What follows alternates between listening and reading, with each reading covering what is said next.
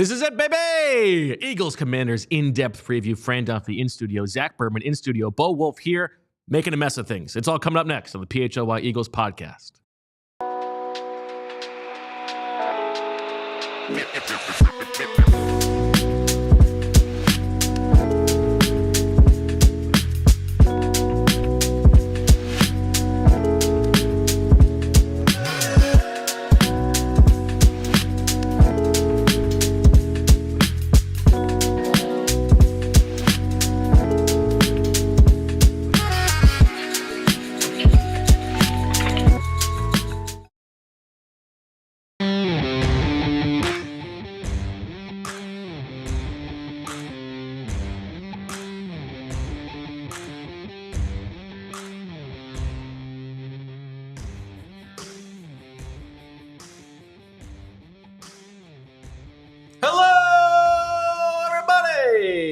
Freakazoids, what's going on?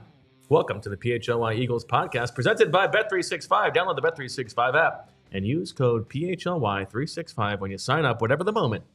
It's never ordinary. At Bet365, Bo Wulf, Fran Duffy, Zack Berman here in studio. This is it. We've got our big show in the middle of the week this week as Fran is set to jet off to the Shrine game and the Senior Bowl. So we're going to get into the nitty-gritty of Eagles Commanders. We're going to do some Swooper Soarcasting. We might get naked. How's everybody doing? That's not happening.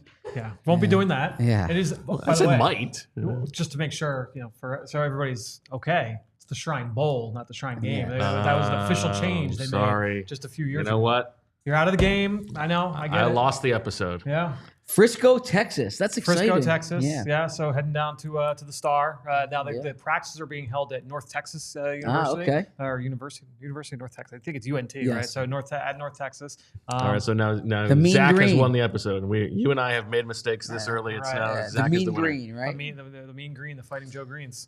No, it'll be a fun trip. So I'm there Thursday through Monday morning, leaving Monday to go to Alabama for the Senior Bowl. That is awesome. Make sure that you check out the initial episode, the debut of the PHLY Draft Podcast with Fran Duffy. It's on the PHLY YouTube page. It's going to be in the PHLY Eagles audio feed. Check that bad boy out. Check out the video. Leave comments. Yes. We need that boost that algorithm. Thumbs up. Check out the views. Help us out. Tell me how much you like the Eagles pick or you don't like the Eagles pick. Whatever you like. Eagles not picking at 32. You can go tell me I'm terrible for that. Whatever you like. All that good stuff. And hit the like button on this video as well. Zack, we're going to go right to the locker room report presented by our good friends at Valley Forge. The locker room report. If you're looking for a nice little getaway, Valley Forge is the place to make it happen. We heard from Nick Sirianni today. Zack, it's a walkthrough practice, but there is some news about the locker room on behalf of Nick Sirianni. Yeah, so the Eagles are having the walkthrough at 3:10, closed to reporters. Nick Sirianni would not explain why he wanted the walkthrough, but he said it was his decision. But at that walkthrough, Jalen Hurts and Quinyon Mitchell will be present. We don't know their level of involvement. The Eagles will put out an injury report estimation after practice, but the way Nick Sirianni described it today, those guys will be out there. So that's look, we're expecting Jalen Hurts to play. Jalen Hurts said as much. We're presuming Quinyon Mitchell's going to play. That's kind of what I've been hearing behind the scenes. The question is going to be, how are those guys? And so I think when that report comes out, the report is an estimation of what it would be had it been a full practice. So is Jalen limited? Is Quinyon limited? That will be the big question this afternoon. But they will be at walkthrough, and I do wonder. I'm curious what you guys think. I heard one school of thought it's really cold outside, that they're inside for the walkthrough. Their big practice of the week is on Thursday, so they'll be across the street on Thursday. The other report is the other theory I heard is they're banged up, and you want your quarterback participating, and the quarterback can participate more in a walkthrough than in a full practice. Well, what do you think? The cold thing doesn't really pass. I would probably guess the latter. Yeah, I would guess the latter, and that's kind of why I asked Nick today. Yeah. And Nick wouldn't say it. I would think if it was like we can get more work done inside on a day like this, he would say it. But the fact that he wouldn't go near that question makes me think you can get more work done with your starting quarterback in a walkthrough when he's injured than in a practice. So obviously, Jalen Hurts' status and how hampered he's going to be physically is a huge part of this game. What do you expect, Zach? Like, it's hard to say because when I watched it back, that did not look good. That injury. Yeah, I think my leg would have just come clean off. Yeah, I was like, ouch, that hurt. And then he did not look good walking around or like moving around either. Mm-hmm. Now there's 7 days, right? But I'm expecting Jalen to be limited out there in practice. I'm sorry, in the game. I expect him to play, but I don't expect him to run 41-yard touchdowns. That's for sure. And I don't know. Look, there was the period of time when he was dealing with the ankle. Yep.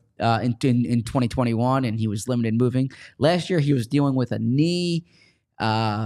Like behind the scenes, it wasn't really out there, but there were like whispers about it, and he wasn't moving that well last year. He was moving better this spring, or I'm sorry, this summer. But yeah, if I don't think we'll see the Jalen Hurts moving around the way we usually do. Yeah, he was dealing with the knee at the end of 2022. That was when he missed time at the end of the season when the Gardner-Minshew starts. So it's been a few years in a row. He's been dealing with something late in the year. Yeah, I think there are two separate conversations. One is that he does tend to get banged up. That's a part of his playing style. But the other is like, I mean, say what you will about, we can nitpick all the Jalen Hurts decisions and he takes too many sacks and the turn downs and all that stuff. I mean, Jalen Hurts is tough as anything. Like he's a tough SOB.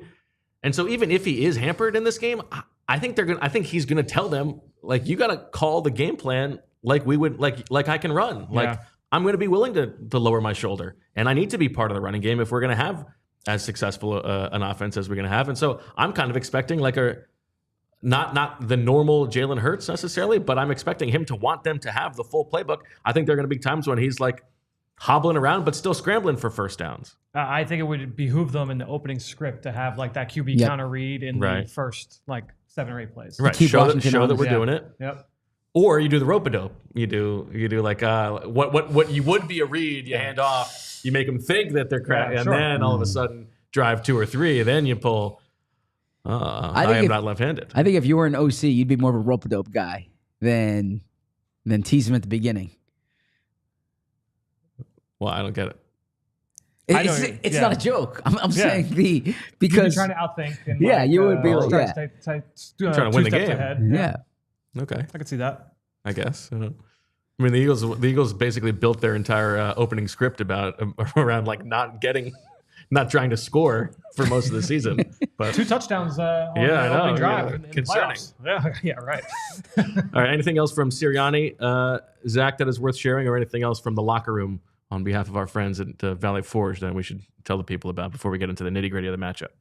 Yeah, Nick's message is regarding seeing Washington for a third time. They're going to have new wrinkles into. So there is familiarity between the two teams, but he kept saying it's not as if you just use the game plan from last time. It's not as if you just look at those 2 games. Washington will continue to evolve. The Eagles have differences. He talked about the physicality of the two teams, which contributed to the chippiness. And this is actually something, when I was thinking about what I wanted to discuss on the show, I think the absence of CJ Gardner-Johnson in that second game, not enough's being made about that. Like the Eagles didn't have Jalen Hurts and that affected them, but I thought the defense really missed CJ in that fourth quarter. So he said the Eagles talked about that after the game.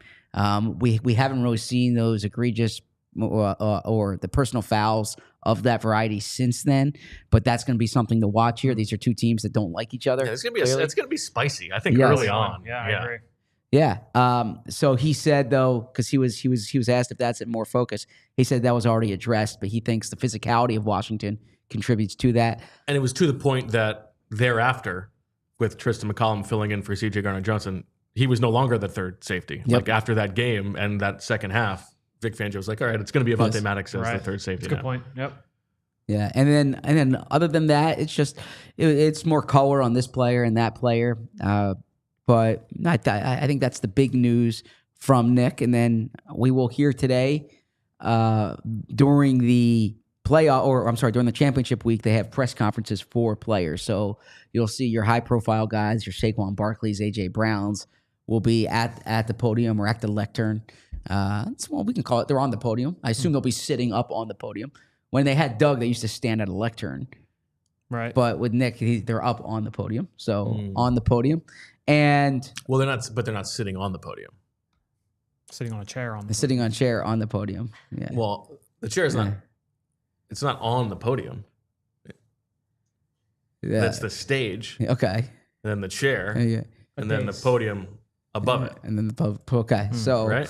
They'll be it's at the really table. just a chair. It's a table, yeah. They'll be on the stage. I mean, you wanted to get into it. And that'll do it for the Locker Room Report. That's what I really wanted to get into. On behalf of Valley Forge, go to valleyforge.org. Make it family time. Make it Monco. I was watching the beginning of the draft show, and you were so like nice and complimentary to Fran. It was like you were really being a good point guard in that setting. Well, you got to start that way. I told you last week. I told you there were points where I was like, "You're not going to be happy because I was very well behaved." Yes. He even said, like Mitchell, like normally I would say this. It was like you don't get credit by saying that. You would have said that. It was really hard. You could probably see me ticking. Yeah. It was Mickey and Ireland. I mean, how do I not just do an Irish Mickey Mouse there? Let's check out the early super chats that we have before we get into it. Tony Grandinetti. Just shouting it out. Tony, let us know if you have a question that you were not able to get in there, and we will answer it. And then our friend David, don't call me David, says, do you think they'll actually scheme up the quick game for him this week without his legs at full strength? Feels more important than any other game to keep them on schedule and not take sacks. So it's actually so on my notes, my preview of the game for Eagles Commanders over on allphly.com right now. Become a diehard. Yep, I've got my 3 keys to the game every single week, and on my 3rd key for the offense, one of the things I have for the offense going up against this Washington defense must have answers to get them out of loading the box. Washington's going to sell out to stop Saquon Barkley. Is it going to be the quarterback run element? Is it RPOs? Is it empty? You need quick hitting answers to try and get the ball out fast and make them pay. And I think that's one thing. Washington, they've had a lot of success, namely against Saquon, but over the course of the year, they've done a nice job of loading the box. Even though it's with light bodies, they play more nickel than anybody with 5 DBs on the field. They load the box, and they've done a better job at stopping the run that way by saying, all right, if you've got 6 blockers, we're going to have 7 defenders, and we're going to try and win that way. The Eagles have to find ways to negate that. And so whether that means Jalen's getting the ball out fast, if it's not that, and it's the quarterback run element that we referenced earlier and Jalen using his legs, they have to have some kind of an answer to take that away. Because I think when you look, Saquon had huge numbers in that first game, right? When you look at it in totality, he finished 2 long runs with a really, but it was 2 long runs. First 8 drives, Saquon was 22 for 78, 3.5 yards per carry. Final 2 drives, he went 5 for 73, 14.6 yards per carry and 2 touchdowns. So it was obviously largely carried by those 2 long plays at the very end of the game. They did a nice job through 3 quarters and change. Then you go to the second game, he starts 7 for 109 and 2 touchdowns. And then, as we talked about after that game, 22 for 41 in the final 3 quarters and change. So I think when you look at Washington, they're going to come in saying, hey, you know what? 6 out of 8 quarters, we have shut Saquon Barkley down. And you could play this game, obviously, it's in terms of, if you take this run away, you take this run away. But I do think the fact that they did a really good job for the majority of the tape going up against Saquon, that's going to give them some confidence coming into this game. The Eagles have to try and take that confidence away. Go ahead. I have a question about something else. Well, I was going to say, they were, before he got concussed in that Commanders game, Jalen Hurts was getting the ball out quickly in that game. And the quarterback run was big too. Obviously, he got hurt on a design QB run. It was a QB draw, if memory serves. But I think when you look at just him getting the ball out fast. I mean, even last week we said that on the postgame show. That was his fastest average time to throw in any game this year. But I just go back to like that Pittsburgh game, which was the one where Jalen came to the stage after, came to the podium, to the lectern after, and said, is that what you guys wanted to see? Yeah. Digging into that, if Jalen's not feeling, if that knee's not 100%, finding ways to get the ball out fast, I think would help him in a big way. So on a different topic, I just want the official Bo Wulf reaction to this news or to this press release. Did you read it or no? Okay, so good. Because I want this reaction to be raw. I want to know. Oh, baby, I like it raw. And Fran's free to weigh in too, but I think you would have more important things. Shimmy, okay. shimmy, yeah, shimmy, yeah. Okay. Shimmy, yeah. The Philadelphia Eagles just announced that they are selling snow from the Lincoln Financial Field playing surface that was collected by the grounds crew and certified by the realist authentication partner Truist. So what's your reaction to the Eagles selling snow to the fans? I'm looking at the email right now. For what? You want to know how? Okay, Right. I'm It glad looks you like asked. it's in a froyo You can cup. buy now. You can buy now for $50. What? And it's in it's in like a it's in water like ice it or looks frozen like yogurt. it's cup. Yeah. You buy for $50. You can get the snow from Is the Jeffrey playoff Lurie field. that poor? I mean, like, he's selling off parts of the team. He canceled the Christmas party this year. He did? I didn't know that. So Good like, intel. what's going on here? Yeah. He needs to hit up the season ticket holders for $50 a pop for water.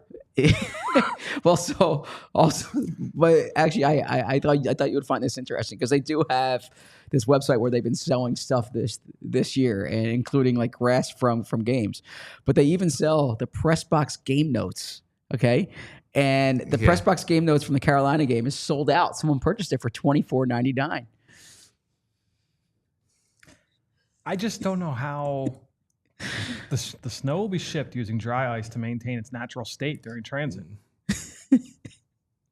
How do you know that this is the right snow? Like this is the It's been authenticated by who? by their partners. You know what? This is from the 48-yard line. I remember this specifically. Yes. This is the snow that Saquon ran over on. Yeah. Guess what this is?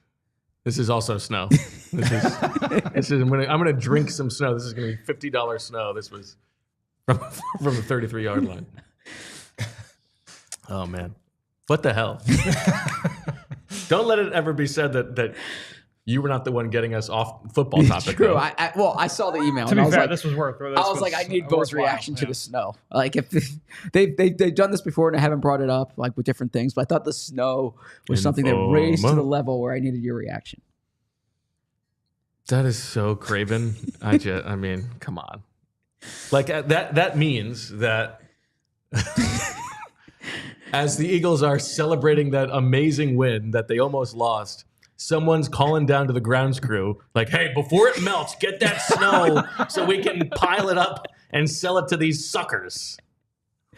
Like, you know what? I bet it's going to be sold out. I bet it's going to be sold out. And that speaks to you, the passion of the fans who watch the show as well, who contribute to it. No. There are better things that can spend. They're not that dumb unless they're doing it as a joke. Okay. You can go to our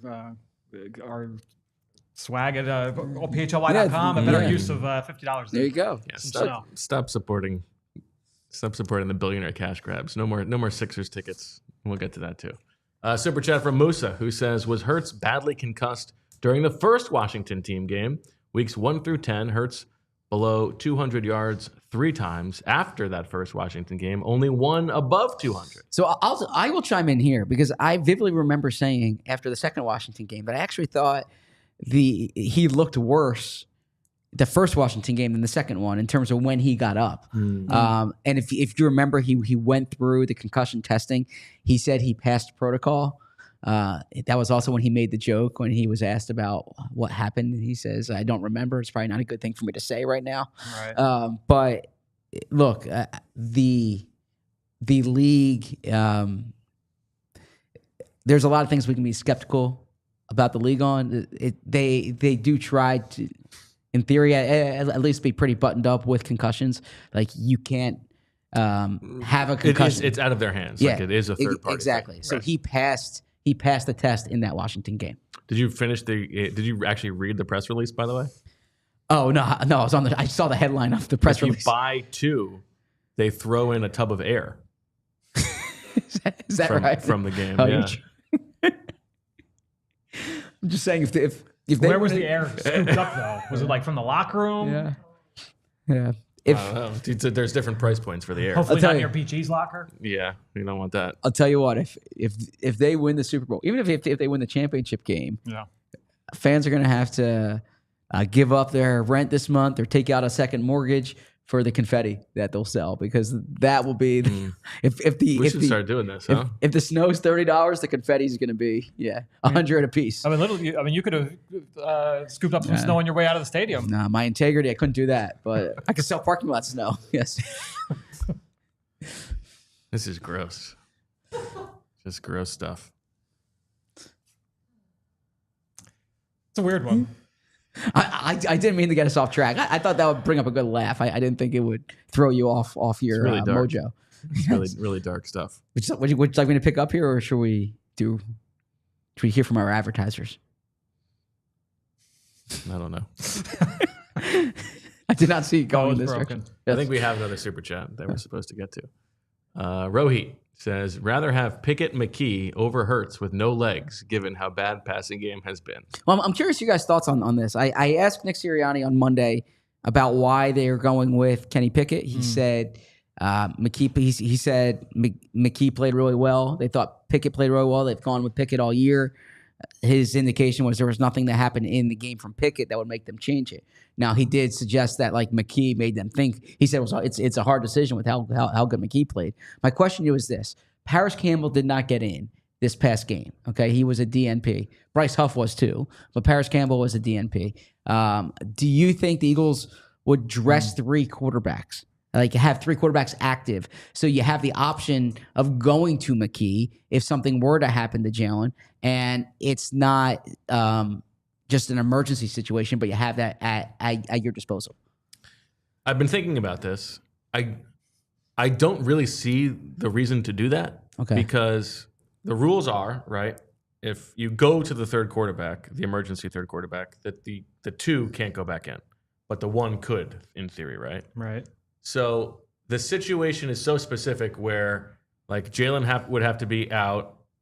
Pickett is bad enough in 2 drives, right, that you're okay, we got to yank him and bring in McKee. In which case, I mean, Kenny Pickett's been dealing with rib injuries.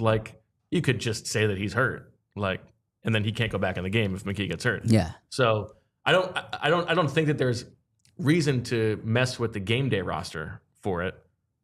However, I hated that answer from Sirianni because he's not saying we think that Pickett's the better quarterback. Right. Yeah. He's saying, well, he's been the number 2. This is what we've done. Yep. And I hope it doesn't happen this way, but I really think that there is a chance that I believe that this is the wrong decision. And if it comes into play, I think they're going to be regretting it all offseason long.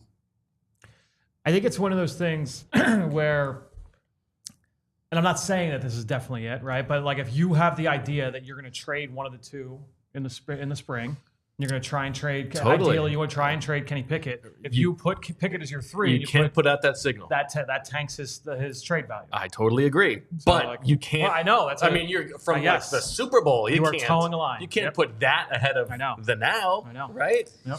You see, now my one question, because we did talk about this the other day with McKee, is you said you can kind of fudge the injury. I'm curious the mechanics of that, because the way the rule is that that Dom's there, he takes it out of the steel chair, he whacks him over the head. It's very easy. Once Pickett is deemed able to return to play, he has to go back in. You can't you can't if McKee goes in, leads a good drive, you can't keep Pickett out based on performance reasons. McKee has. Are you sure once he goes in? I think it's just that he can't go back. No, it's that the emergency that the court. I believe the backup quarterback. I believe once he's deemed able to return to the game, he has to return to the game. Yes, I believe that's the rule. But that's they don't have independent doctors for that's true. You can things. just declare a guy out. True. Right. But so this is from the NFL release back in 2023 when they put the rule in. Question: after an emergency third quarterback enters a game, are QB1 or QB2 permitted to return to that game? Yes. If either QB1 or QB2 are elevated or evaluated for injury and cleared to return, either may re-enter the game. So it's May. Before okay. the game May.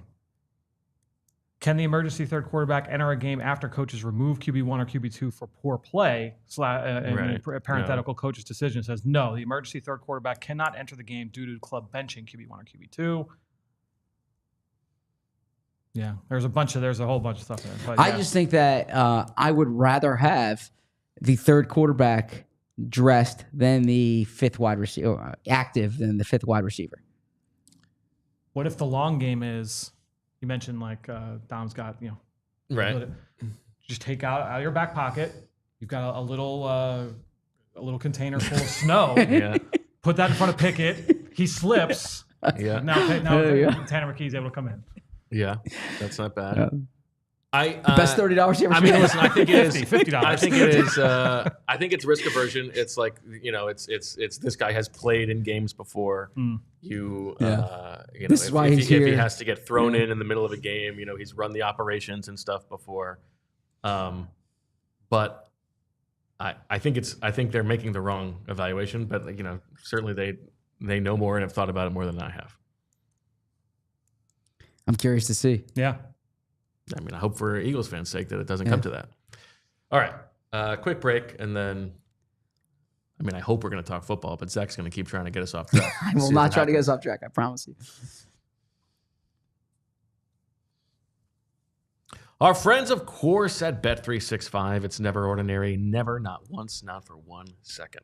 Bet365 has 90 million users worldwide, and they live stream over 780,000 events each year. With early payout offers across the NBA, NFL, NHL, and MLB, Bet365 pioneered live in-game betting, and today they offer the widest range of games and markets available for live in-game betting across 78 sports. Congratulations to Fran on the slow play. He didn't really believe in the Irish. He knew they were going to lose.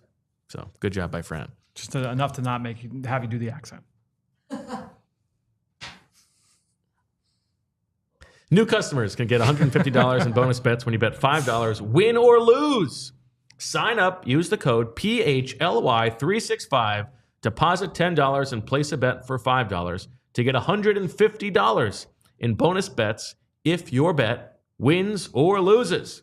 Bonus bets can be used on the spread, totals, player props, futures, and more. Whatever the moment, it's never ordinary at Bet365. Must be 21 or older and physically located in Pennsylvania. If you or someone you know has a gambling problem and wants help, call or text 1-800-GAMBLER.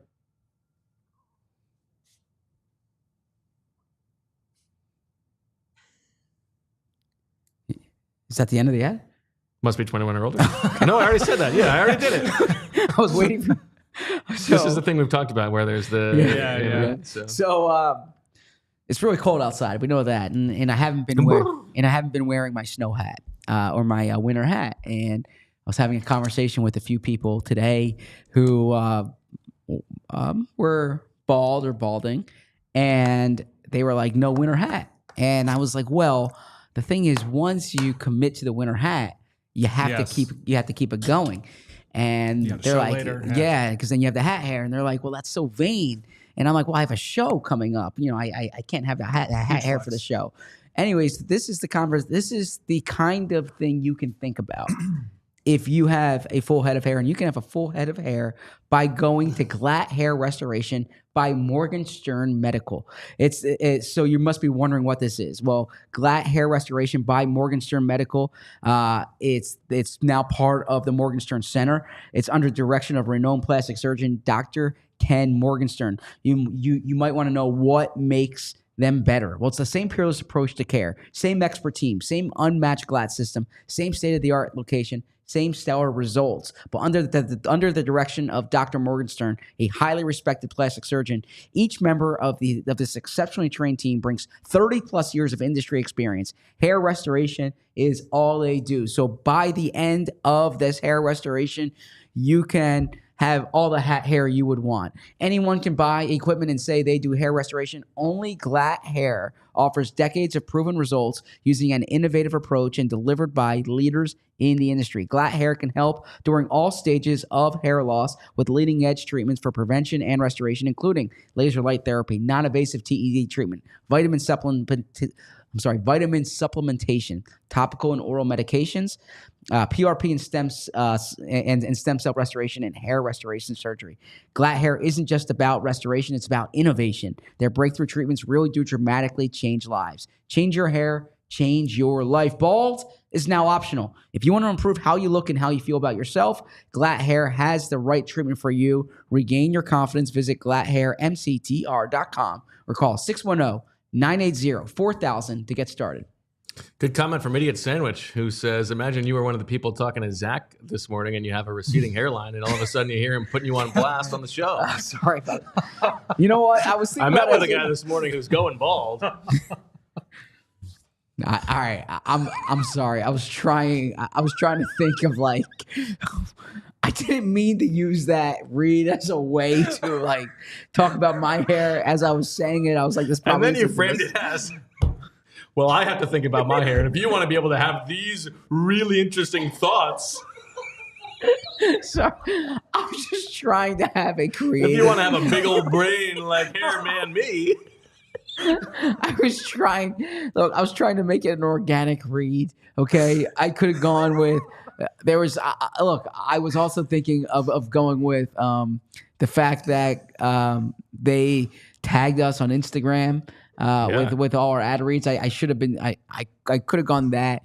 I thought it was like an organic thing to bring up, but I'm sorry. I wasn't trying. This was not like talking about myself type thing. I'm sorry. We have some Eagles roster news. Oh gosh, what is it? The Eagles have released KJ Henry from the practice squad. They have signed tight end Nick Muse and offensive lineman Cameron Irving to the practice squad and opened the practice window for Britton Covey. So Britton Covey, pay attention to that. Quick thing, and I'll defer to Fran here, but the Cameron Irving thing I find interesting because he's 32 years old, right? Former first-round pick, of course.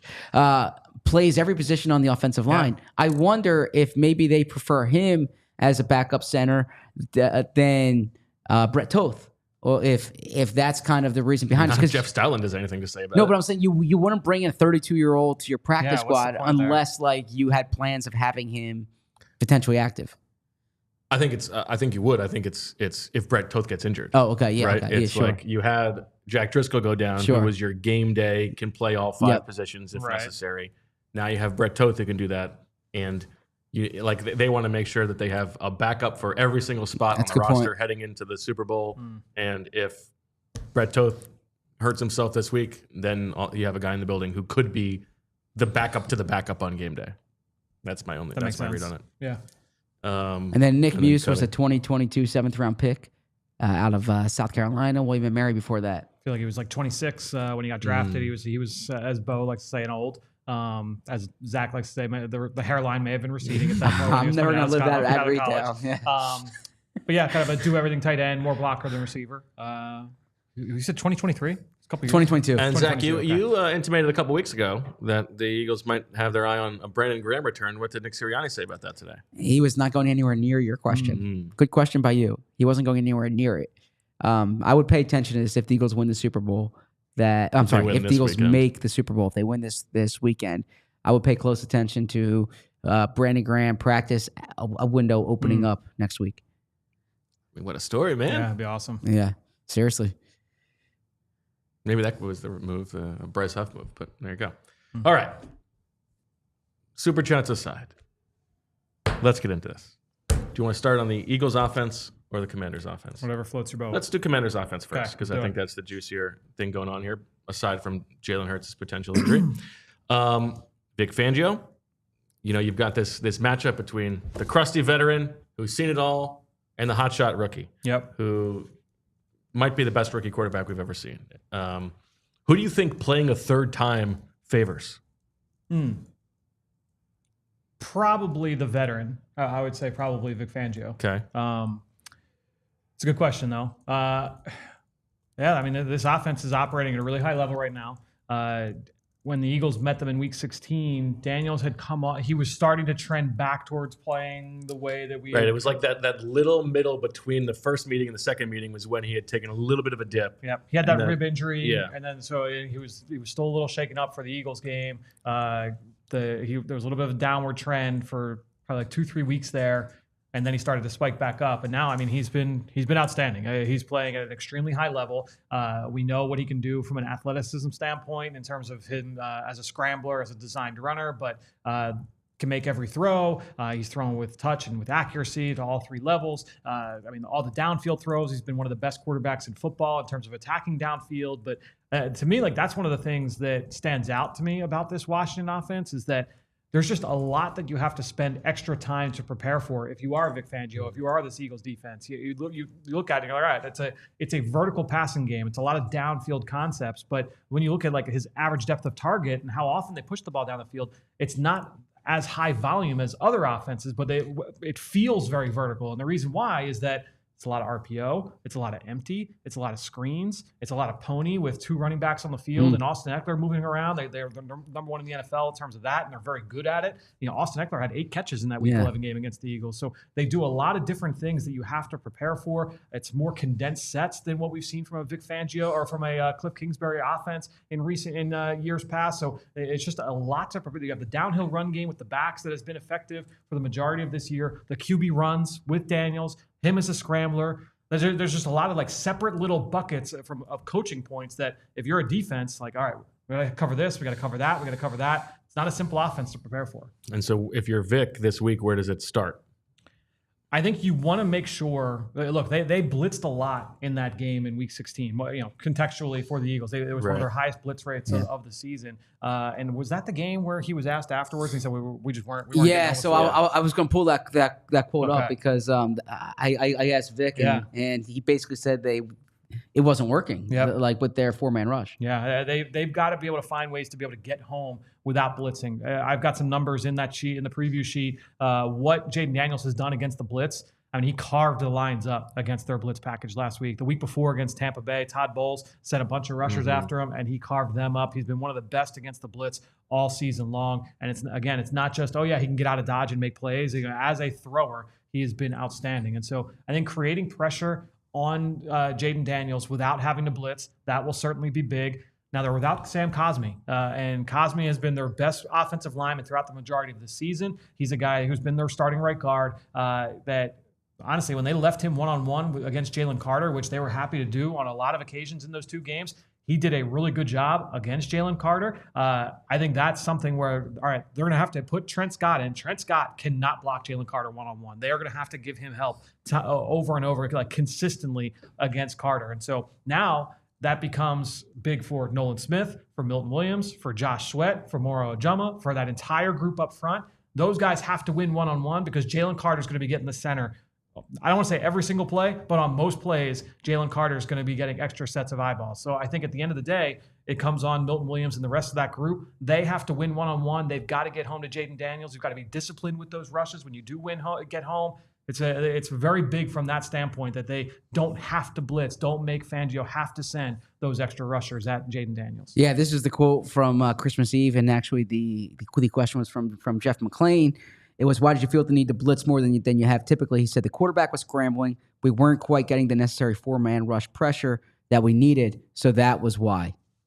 There we go. So the Eagles in that game, just to follow up, blitzed about 25% of the time. It was their 4th highest of the season, and as you said, it got much higher in the second half of that game. Jayden Daniels this season against the blitz, 5th in EPA per dropback, 11th in success rate, so some boomer bust there. You compare that to against non-blitzes, in which case he's 13th in EPA per dropback and 8th in success rate. Yeah, it leads all rookies, not just this year, but basically since in the next-gen era, since they've been tracking this stuff, of completions, yards, completion percentage, passer rating against the blitz. He's done an outstanding job when teams have sent extra pressure. But to that point about missing Cosmi, 17.6% pressure rate with Cosmi on the field, and he's played the large majority of the snaps this year. After he left the game the other night against Detroit, 45% pressure rate. So a huge, huge jump. Obviously, that's a small sample size. The Lions were trying to get after them, but just gives you an idea of how much they will miss Cosmi in this game. Zach told us about Quinyon Mitchell's status. We know that first matchup, he sort of shut down Terry McLaurin. Second matchup, McLaurin beat him deep. How do you expect, if Quinyon Mitchell is good to go, Vic Fangio to approach that? Yeah, I think that it'll be more of the same. I don't think that they're going to try and change the coverage menu too much. I think that they're going to go and do what they do. They're going to try and out-execute them that way. Obviously, we saw the Eagles kind of throw that change up at the Rams with how much man coverage they played. I don't anticipate that to be the answer here in this one. Now, that obviously that could change. They could surprise us in that way. But my guess is that they're going to go out. They're going to play two high safety shell to start, and they're going to play their mix of coverages. They're going to play cover 3. They're going to play cover 4. They're going to play cover 6, and mix in some man coverage here and there. But Terry McLaurin has been their most productive receiver. The guy that you do have to watch out for that's been on a little bit of a heater in the playoffs is Dyami Brown. Former 3rd round pick out of North Carolina. He's been kind of a bit player for them over the course of his first couple seasons, but here in the playoffs, he's been their leading receiver in each of the last 2 games. From a yardage standpoint, he's had as many deep ball completions in these 2 games as he had in the entire regular season. So I think when you're looking at Dyami Brown, he is the vertical threat, and in this vertical offense, they have found ways to unlock him and get the most out of him. What about their rushing attack? Are you worried about Brian Robinson and Austin Eckler, or is this, like, if you're an Eagles fan, anytime they hand the ball off and take it out of Jayden Daniels' hand, you're probably happy? It's the same conversation as last week with Kyron Williams and the last week with Josh Jacobs, or the week before with Josh Jacobs, where it's not an explosive rushing attack with those guys. Last week was the first time any Washington running back had over 70 yards in like 2 months or a month and a half. So it's not an explosive rushing attack, but it's a very efficient rushing attack. Best success rate, and that obviously does take into account Jayden Daniels, but their best success rate in football, one of the more efficient run games in all these different splits. And again, that can all be found in my preview over on allphly.com. But you do have to worry about the downhill run game. You want to make sure that you kind of take them out of their comfort zone there. The Eagles have done a nice job at not preventing a lot of yardage before contact when they've gone up against this Washington team. That was something I saw as I was just kind of going through some stats from Next Gen, and that shows up on the film, is that they've done a nice job of limiting Brian Robinson for the most part, and they'll need to do that again in this game. Jayden Daniels led the league this year in scrambles and yards Excellent on scrambles, yep. and the efficiency of it. What is the plan there? Well, with one thing Oren Burks here instead of Nakobe Dean, and knowing that that maybe the biggest play of the game when they lost that game was that 3rd and 4th and long scramble. Yeah. What you got to play the first play and then you got to play the second play. How do they approach that? It was it's funny, how like you're thinking about these games and like sometimes you're just doing some kind of random task and like something will pop into your head. I was walking the dog this morning. It's like 6:30 this morning, and I was thinking about terrible. Oh man, so brutal. But I'm walking the dog and I'm thinking about the matchup. Nakobe Dean had 2 really good one-on-one open field tackles against Jayden Daniels on scrambles early on in both games. Back in week 11, he had one. There was a big play on 3rd down. And in that week 16 game, early on, it was like the 2nd or 3rd drive, Jayden Daniels broke and stepped up into the pocket, and Nakobe was able to get him down. Oren Burks has got to make those kind of plays, and look, you're not going to be able to contain him on every single one in terms of, the defensive line. So if there is some leakage there, if he's able to find an escape path, you need Cooper DeJean, you need the safeties if they're going to come up and they're going to play in the middle of the field. You need those linebackers to make those stops one-on-one. Obviously, we saw a couple of those plays go the other way late in the game. As you mentioned, Jayden Daniels had a couple back-breaking plays against this defense. Zach, what's your understanding of, like, I know that you haven't been in the locker room yet this week, but the way that defense views Jayden Daniels? Well, there's considerable respect for him, certainly from the coaching staff. You heard Vic Fangio yesterday. The quote that circulated, is young on the birth certificate, but not on film, and said he's probably the best rookie quarterback he's seen. But what was he going to say to that one? Because he was asked, like, is he the best rookie? Exactly. What's he going to say? No, I hadn't given bulletin board material. But I think in the locker room, there's. I mean, first off, the Georgia guys saw him when he wasn't quite Jayden Daniels he is now. Yeah. There's that clip of Jalen Carter lifting him up off the ground. It's actually similar to what he did against Stafford. But there are people in that locker room who've played with him. Andre Sam, for instance. Did you see that one coming? Yes, because you mentioned it the other day. Actually. Okay, yeah. But isn't that the only one? Who played with him? No, Andre Sam transferred from LSU. He transferred to LSU, so he played with him for 1 year. I was talking about our conversations was people from New Orleans, not people who were I know. But you said, didn't you just say there are guys in the locker room who have played with him? Well, Ty Davis Price played with him as well. Okay, yeah, so that's another one. Eli Ricks. Did he? Wasn't Ty Davis Price in the league before Daniels got there? Daniels was there 2 years. 2 years. Right. Last year was Ty Davis Price's rookie year, right? No, I think 2 years. I don't think they would have whacked a 3rd rounder. Oh, after 1 year. Okay. So Ty Davis Price did not play with him. Man. I sit corrected. And then officially, finally, we have all lost the three episode. of us. Julia wins. Actually, you know who did play with him? I believe Johnny Wilson at Arizona great State. call. Wow, very good. Yeah, absolutely. As I'm thinking about it, Nice. Great call. yeah. He's back. So, anyways, there's a lot of respect for Jayden Daniels. You heard that after the second game in particular, like the way he moved around. That first game, he was coming off injury. It was a Thursday night. He didn't really move around the same way. But that second game, you really heard the respect. And it's hard to watch what he did against Detroit and not come away with a lot of respect for Jayden Daniels. Yeah, I mean, I'm curious, your guys' perspective. This is something that I've been putting together some thoughts on the game that I'll have on allphly.com. And the fourth down of this all is interesting to me. And this factors into Jayden Daniels. This is part of why they're so effective on fourth down, is that they have 15 touchdown drives this year in which they converted a fourth down. So I think they have that's a good note. 22 fourth down conversions, 15 touchdown drives they converted a fourth down. So this is they're scoring points from this. I think they only missed 2 fourth downs during the regular season. One of those was the Zack Baun, the Jalen Carter, Zack Baun one. And by the way, like if you look at that score now, there might be national media who are looking at the Eagles Washington games and are like, oh, the Eagles blew them out, right? Well, Washington was down 2 points? It was 12-10. Yeah, right? and they were driving, and they go for that fourth down there. It might be a different game. Yeah, I think that game was closer than the score indicates. And the second game, the Eagles would have won going away if Jalen Hurts had not gotten exactly. hurt. That's sort of how I feel about it. Yeah. So fourth down, what is it? Jayden Daniels' legs that make them so effective? And I'm curious your opinion on this too, because I know you really study game management. Is as a defensive coordinator, how do you think it affects your third down calls? Do you think you're more aggressive because if they get to 4th and 2, 4th and short, they're going to go for it? Well, to your point, the one number I pulled, they were one of 2 teams to gain an entire game's worth of win probability added as a result of going for it on fourth down this year. Detroit was the other one. Obviously, we know Dan Campbell.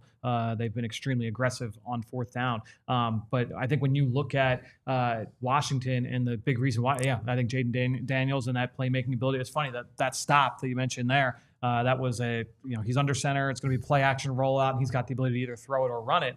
They've run that play on those like money down situations, third down, fourth down. I've seen them run it like 6 or 7 times this year. They ran it last week against Detroit, and Terrion Arnold's the corner on that side, and just like completely sold off against the run. It's like, man, like you got to be ready for that possibility of him keeping that ball. And the Eagles obviously were ready for it on that play, and they will certainly need to be ready for it in this game. I think on the third, fourth down front, like if it changes your defensive philosophy, I don't think it changes it too much because on third and long, you're still playing it straight up. Maybe you pretend that the line to gain is like 2 or 3 yards shorter than it is. I think where it would affect me honestly is like third and short. You don't sell out to stop the run because you know that they might just go for it on fourth down anyway. Like you got to be worried about play action on those plays. That's really the only thing that I think of. Yeah, I asked Vic yesterday, does it? I should have asked why. And then if it doesn't, he could have just said it doesn't. But when I said he's like it does at times. I should have asked why does it. Yeah. Yeah, it's you don't want to burn a follow up, but then you don't want to get muscled out, and then it's tough today. Tough scene today. I was thinking about that on the way home. Yeah, today was tough. I don't love when. Well, sorry. No, let's get into it. No. Everyone's got a job to do. We understand that. I don't love when there's repeats of questions that were like asked within the past few days. Yes, that's like a pet peeve of mine. Yes, yeah. I also don't. I don't like questions that are asked just to fill a quote in the story. Yes, that's it. You know what I mean? Yeah. I think it is get the head coach on the record about stuff or try to find out something. Yeah. Glean information. Try to learn. It's like, tell me about how great whoever is. Yeah. Like, how good is Jayden Daniels? Like, I don't know. Exactly. At least, I don't know. Everyone's got a job to do. Yeah. But look, all these press conferences and teleconferences or video conferences rather, we have the transcripts for all of them. if you can easily look to see if there was a question asked in the past 2 days, past week, and like we don't need to repeat the same things over and over again. That's like Guess Who? No, I'm not doing that. Are they balding? No, I'm not doing Well, I this. mean, I'm not. yes. No, I'm not. No. I am not going there at all. All right, quick break, and then we'll flip to the other side of the ball. HelloFresh. With HelloFresh, you get farm-fresh, pre-portioned ingredients and seasonal recipes delivered right to your doorstep. Skip trips to the grocery store and count on HelloFresh to make home cooking easy, fun, and affordable. That's why it's America's #1 meal kit. I mean, we've talked about HelloFresh. You know the deal. How on earth, with all the stuff you've got to juggle, are you going to make dinner for the family that is affordable, quick, and healthy? You can't. It's impossible unless you lean into HelloFresh. Their lineup of prep and bake meals come together with a minimal mess and only 5 minutes of prep. So you don't have to do any of the cooking. You just hire that oven, and the oven will do it for you. Save valuable time with fewer trips to the grocery store thanks to HelloFresh Market. There's over 100 add-on items you can add to your weekly box, like quick breakfasts, packable snacks, beverages, and more. That's what you got to know. HelloFresh, best in the business, #1 in America for a reason. Get up to 10 free meals and a free high-protein item for life at HelloFresh.com/Eagles10FM. One item per box with an active subscription. Free meals are applied as discount on the first box. New subscribers only. Varies by plan. That's up to 10 free HelloFresh meals. Just go to HelloFresh.com/Eagles10FM. HelloFresh, America's #1 meal kit. Let's say that you were not using HelloFresh and you were just buying all of your food at the grocery store and trying to make all these elaborate meals on a nightly basis during the week. It's a lot of money, guys. It can weigh you down. Well, that is where TrueMark Financial Credit Union can come into play, because if you're spending all your money at the grocery store or whatever you're spending all your money on, and you've got this credit card balance that is weighing you down, now you have the ability to pay all of that debt off faster and with zero interest until 2026. And it's true, because TrueMark Financial is now offering zero interest on balance transfers for 12 months. So all of your payments can go towards reducing that balance, not just covering your interest. So here's the play. Transfer your existing balance from another institution to a TrueMark Financial Visa credit card and take advantage of this amazing offer. But hurry, because you have to apply by February 28th, 2025. That's 5 weeks from now. So the time is running out. Whether you're interested in earning rewards, cash back, or simply just prefer a low rate for everyday purchases, with TrueMark Financial Credit Union, you can choose the credit card that best fits your financial needs. Visit TrueMark.com/compare for full details and to apply today. TrueMark Financial, federally insured by NCUA, equal opportunity lender. Terms and conditions apply. All loans subject to approval. 3% balance transfer fee applies. Standard rates apply after the promotional rates. Okay, anything else on that side of the matchup? No, I think we hit on a lot of the big stuff. Go to there. allphly.com. Check out that. Yes. Go to allphly. Check out the notes there. I mean, I'm gonna miss those notes. So, I hope that, for the sake of our readers, if there's one more game, we get one more Fran opponent preview. I gotta say, I did a Washington podcast today, and I don't want to say I quoted it verbatim. I didn't quote it verbatim, but it's Verbatim. like the keys to the game. Yeah, Zach's keys to the game. I was like, they're like, how do you think the Eagles approach Jayden Daniels? I was like, you know what? They really need to limit explosives. And then I'm like, and situational football is so important. 3rd and 4th downs, Washington. Now it's stuff that I could have said, but it got the Fran seal of approval. Happy I could help. Absolutely. Thank you. All right. We talked about Jalen Hurts' injury, how that might affect things. I mean, I guess we are beyond asking, are we going to see a different side of this offense? We know that the way that they want to play, the way that they have to play. However, like A.J. Brown, who has not done much the last 2 weeks, will there be opportunities against this defense to to get the ball to A.J. Brown? I think so. I mean, we remember the last time these two teams played, we saw those 3 defensive pass interference calls against Marshawn Lattimore down the field where A.J. just out-muscled him and drew those 3 flags. I think there will be opportunity there. Now, Lattimore has played better the last couple of weeks compared to what he was doing in that 2-game stretch because not only did A.J. get him a few times, but the following week against Tampa and Mike Evans got after Lattimore a little bit as well. But I think when you look at this pass game, there's going to be opportunities. This is a secondary that has given up big plays in the past over the course of this season. Keep in mind that was a different version of the secondary, but I do think, again, that there's going to be opportunity there. The big thing is, and again, it's a lot of similar profiles with what we're seeing here so far in the postseason for the Eagles, is that this is a defense that has given up plays. The numbers don't look great from like an EPA and like a success rate standpoint, and a lot of these different splits. But 23rd in DVOA, 20th in pass DVOA, 26th in run DVOA. However, they can create chaos because of their pressure packages and what they can do on these individual plays. And honestly, I think that Dan Quinn is going to look at what the LA Rams had success with last week and say, we can replicate some of this stuff where Jalen Hurts got sacked 7 times. All these stunts and twists that gave the Eagles offensive line issues last week, we can do that with our linebackers, who have been the 2 best pass rushing off-ball linebackers in terms of productivity this year, with incorporating those guys into the pressure package, but then also looping Dorrance Armstrong, looping our defensive tackles. Jonathan Allen has not played in the previous 2 games in week 11, week 16. He's back. He had 4 pressures last week. Dorrance Armstrong, he's lining up more inside now in their pressure packages. He had 2 sacks lining up on the interior last week. They love moving him around. And so this group, I think they're going to try and replicate a lot of those things. They'll probably do it early just to try and push that button and see how the Eagles respond. Now, aside from the turnovers last week, they did get sort of overrun by the Lions, who have an awesome offense or had an awesome offense. But you think that down, this defense is better than the numbers suggest, especially with Jonathan Allen back. Yeah, I think that here's the big thing is that, remember that game against Washington in week 16 we talked about, it was the game that Jalen Hurts got injured, so he leaves with a concussion. And the run game, it was the following drive when Saquon had the long touchdown. Right.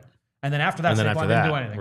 Right. So our hypothesis coming out of that, a lot of it was, Jalen Hurts left, the threat of the QB run and the RPO, that was gone. They loaded the box. They didn't respect the pass. Yeah. Well, going back and watching, that was not how I felt watching it. That was the CJ Uzomah game. That was the CJ Uzomah. I've got another clip to show. Here's another screen grab. I don't know what he's doing here, right?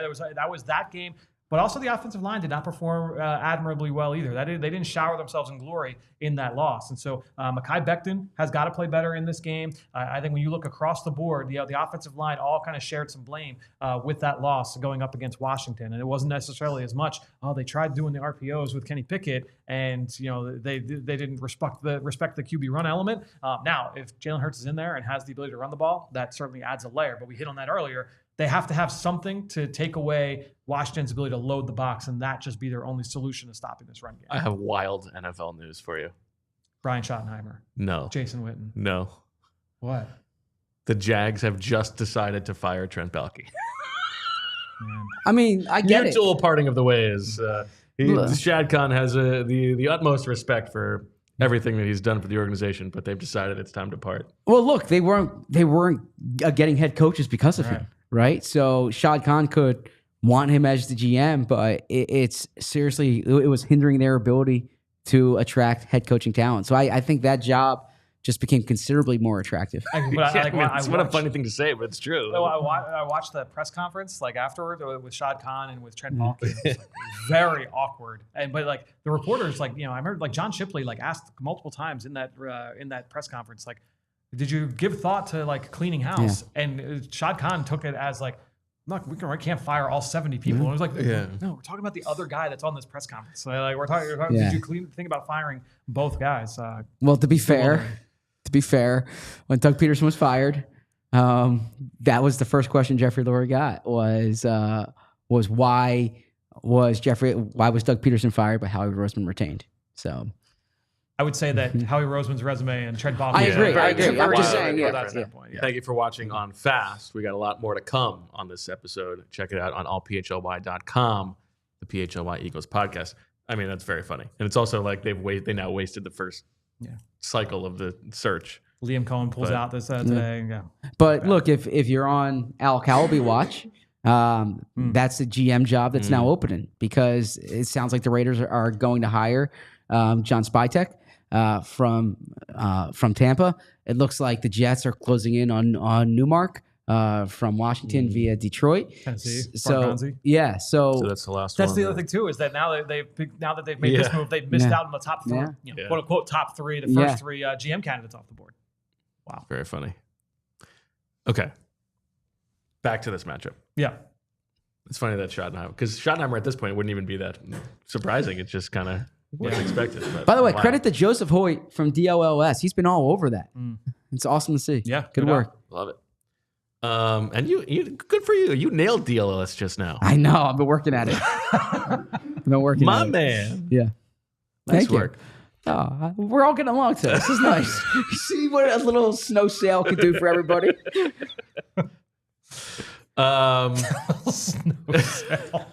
This roster, by the way, just littered with Eagles, like funny little Eagles connections. Yeah, that's true. Even the coaching staff. Yeah. The coaching staff, Kevon Seymour.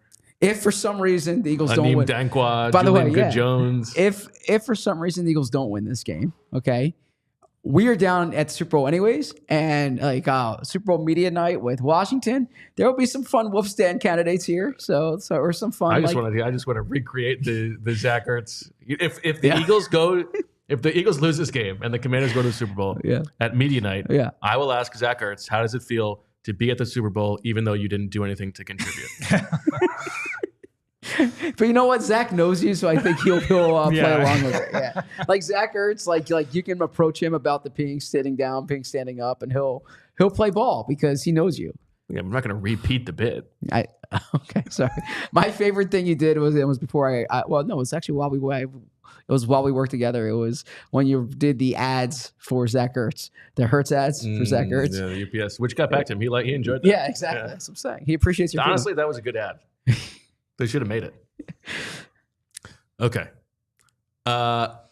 We talked a lot about the little things that they were able to do up front to stifle the running game when they were able to do it. Yep. How would Jeff Stoutland go about combating that stuff this time around? I think that in the first matchup, the thing that gave them most problems was the D-line slants, and I feel like they addressed that in the second matchup. Okay. I think they did a better job of handling that. And going back and rewatching it today and just going back through my notes, re-listening to some of the stuff we talked about afterwards, it was more just guys losing at the point of attack. Guys just not doing a good job, winning their one-on-ones, tight ends. We talked about that was more like assignment. Like you have to get the backside linebacker, go block that guy and not walk up 3 steps and then decide you want to go block somebody else. Dallas Goedert should be able to do that at a higher rate than what CJ Uzomah and Calcaterra did in that matchup. And Calcaterra is a better blocker than what he showed in that one as well. So if, let's say, Jayden Daniels is just on a heater and whatever Vic Fangio does, they're not really able to stop this Washington offense. Okay. Can the Eagles offense keep pace? They should be able to, yeah. Okay. I mean, look, they should be able to run all over that defense. They should be able to create explosives. They should be able to be able to move the ball consistently on the ground. I am still a little concerned. We've talked about this the last few weeks. That when you look at the run game success rate, all of the worst games have been since week 13, 14. It's all the back half of the season. I know Daniz has talked about that. As they've leaned more into being a run-heavy team, teams are leaning more into taking it away, and the success rate has dropped. And so now you really need the pass game to pick up the slack when the run game's not there. That's what it's going to come down to that. It's going to be if the Eagles run, if the Commanders find ways to be able to stop the run, what are the Eagles' answers from a pass game standpoint or from Jalen Hurts' leg standpoint to combat that? And if they can combat that, then that will keep them in it. And if they can't, then they won't. And what, aside from Jalen Hurts' legs, what would be their answers in the passing game? I think when you look at being able to go empty and get the ball out fast, especially if Jalen's hampered by this knee, right? And he's not going to be in create mode and being able to do all those plays outside of structure, which he has not done at a high level this year for the most part anyway. We've talked about how the longer he holds onto the ball, the worse things have been this year. So to me, you want to be able to dial up different ways to get the ball out of his hands fast. If they can do that, then I think that would paint a nicer picture of how they are able to consistently move the ball against this team. By the way, since A.J. Brown's been in Philly against Washington, so year 1, 5 catches, 85 yards, and a touchdown. in the first game. The second game, when the Eagles lost, he had 1 catch, 7 yards, only 4 targets. Last year, 9 catches, 175, 2 touchdowns. That was the Emmanuel Forbes game. 8 catches, 130, 2 touchdowns. That was the next time he played. Then this year against Washington, 5 for 65, and then 8 for 97 and a touchdown. So he has this is a team that he has feasted on since he's been to Philly, since he's been with the Eagles. Yeah, and you just know that after 2 straight games of not being involved, I mean, unless he is just he's really hurt, really hurt, he wants to have a big one, and the weather's gonna be better. Yeah. I mean, he's arguably the best player on the team. He doesn't want them to go to the Super Bowl without him, having an impact. The interesting part of it too is that I would say, like, if you're saying what is the identity of this Washington defense? Okay, it's a lot of nickel. It's light bodies. They're going to pressure those linebackers. A lot of different unique pressure looks and things like that. And it's heavy man-to-man coverage on the back end. That is what they typically do. Against the Eagles, they've played a little bit more zone. I think Dan Quinn he's gone up against Jalen Hurts a number of times in his career, obviously twice a year when he was with Dallas. I think that he knows, we want to play a little bit more zone. We're going to spin into different coverages. And Jalen has had some success when he was in Dallas at finding ways to have those answers. I think that's something that they will try and do in this game. So Jalen has to be ready. All right, if it looks like it's going to be man and they spin out to cover 2, what does that look like? Where are my answers at? Those are the things that Jalen's going to have to work through on a processing standpoint early on in this game. How about the Commanders against tight ends? When they've played man-to-man, Jeremy Chin and Percy Butler have kind of switched off in terms of being that guy. Dallas has been awesome at defeating man-to-man coverage. He's been one of Jalen's go-to targets when they've faced man. So that would be certainly a matchup to watch. I know Goddard, obviously he had a big day last week, had a couple big catches for them. And he had a bigger catch the week before against Green Bay. It looked like you wanted to add something. Well, when you said Jeremy Chin, yeah. Big Jeremy Chin. I heard yesterday you really wanted to throw yourself a parade over the Commanders' coaching ranking. I appreciate listening to the show. Did not want to throw a parade, but you were getting ready to sell that confetti, baby. Look, every opinion that I have on a player that does not come to fruition, like Emmanuel Forbes, we do a special episode commemorating it. So there's one. Honestly, now I do agree with the point that Capati guy was making, that the force of Jayden Daniels is giving some people more credit than they deserve. But I think we were probably unfair, or I was unfair to you about the where you had the Commanders coaching staff ranked. That's big of you to say. Thank you. And then bottom half of the, 9th or 10th would have been fine. But, and then in the My Guys segment on I went back and watched that. I was not as blown away as you were. You had Sanders still. I had Sanders still. I had Braylon Allen, who was real productive as a 5th-round pick this year. Sure. Kalen Bullock. Yeah, Kalen Bullock was a good one. Because I was not in on Kalen Bullock. He's very much outperformed what I thought. Yeah. Problem was that yours was made as a separate VOD, and I couldn't find mine, so I still don't know who my guys were. Don't you have it in your notes? Maybe somewhere. Just go to the PFWA all-rookie team and be like, these are my guys. Those are my guys. Daniels, number 1. Yeah, exactly. So I had Jeremiah Trotter Jr. as my linebacker. We haven't really gotten to see that come to fruition yet. Julia, do you have those graphics? Are those graphics saved anywhere? Don't. That's an unfair thing to ask. So I was actually thinking about this because look, we're at 3:08 here. We don't need to do relitigate victory laps. But do I get a victory lap for Brock Bowers, or the fact that he was so good on a bad team? Does that support your point of not drafting a tight end? Although your point was that first-round tight ends aren't productive. Is that what it's been? Well, I think there were a few layers to it, but I think it's hard for me to tell you that Brock Bowers was a bad pick at that point, given how productive but he didn't change. He wasn't a franchise change. Yeah. Is that like taking a running back in the first round? Where he's good, but it doesn't change the complexion of. I don't know. I haven't spent all night thinking about how much credit you should deserve for Brock Bowers yet. Unfortunately, we can do it around draft season. We'll relitigate that. Yeah, we have a lot of episodes. All right. Do you have any other questions about this matchup, Zach, before we get to Swooper? 4th down was my big question, but then my other thing too is Trent Scott. We're assuming he's going to be the guard here. Yep. There's the thought that they could also slide Wiley from right tackle to right guard, and then bring in I forget the name of the backup tackle. Cornelius Lucas. Is that right? Yep. Yeah, potentially. Starting experience. I will say I watched every snap of Scott, and he he will be up for everything he can handle if he's the right guard.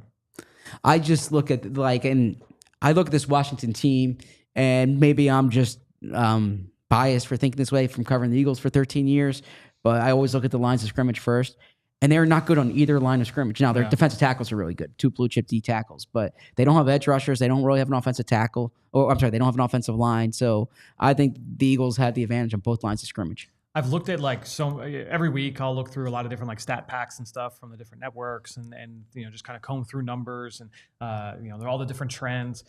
Every trend is pointing towards the Eagles coming away with this win. A rookie quarterback has never advanced to the Super Bowl. A team has never, anytime the team has had the number 1 defense hosting a conference title game, they've never lost. It's all of these kind of things.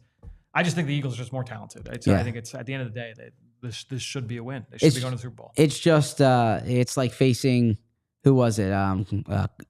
Was it Chris Carpenter when he in that game 5 Phillies Cardinals 2011?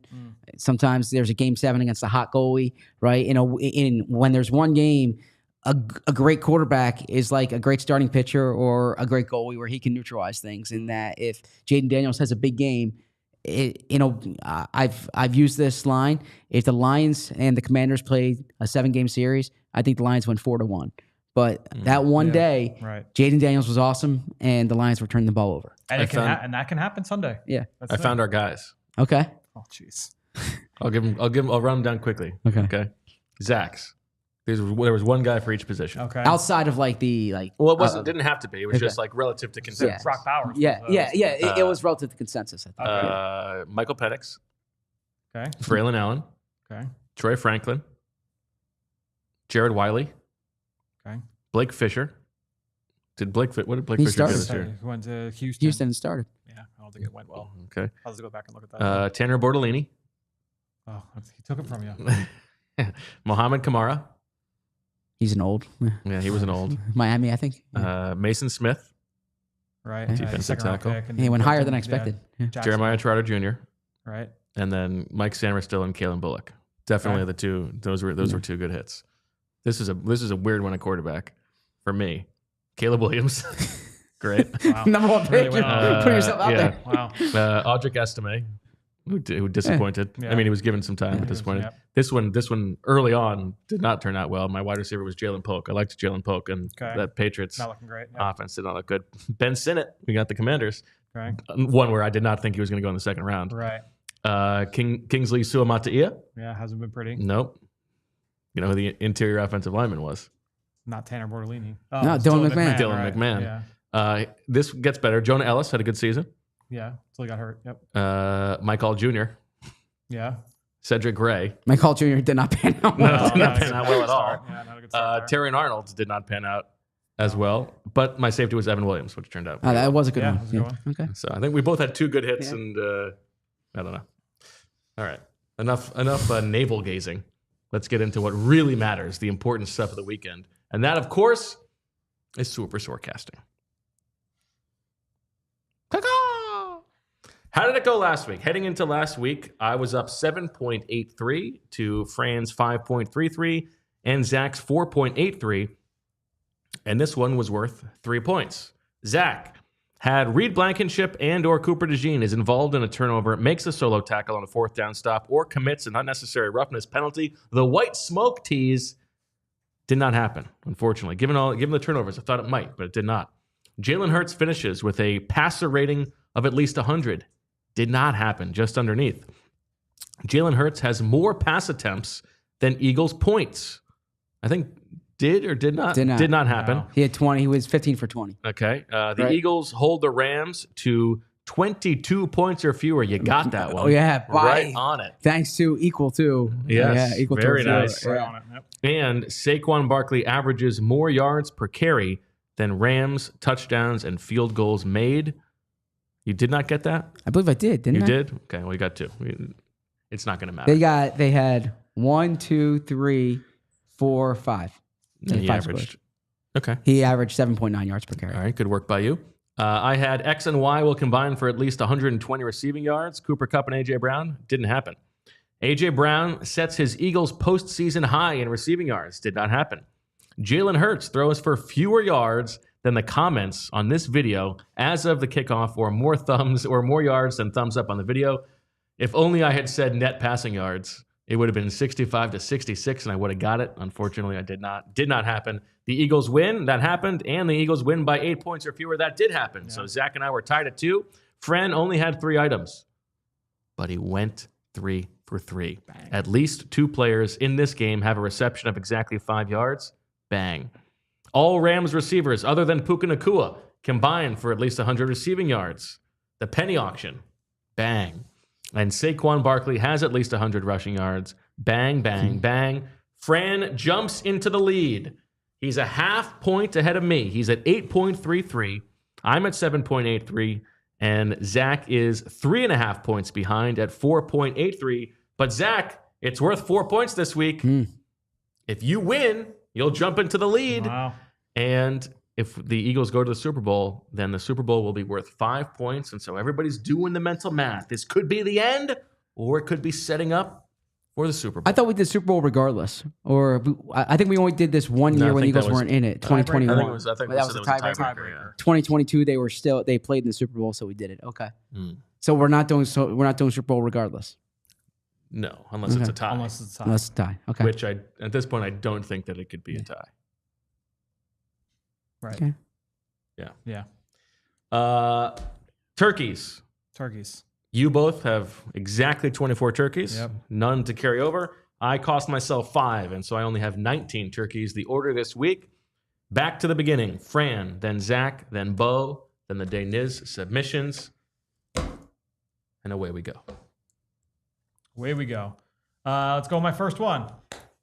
Eagles defense. We're going to start taking a look at Zack Baun. He is involved in a turnover. Forced fumble recovery, or interception. That's it. We're not talking turnover on downs. We're not talking about a PBU that leads to an interception. Safety.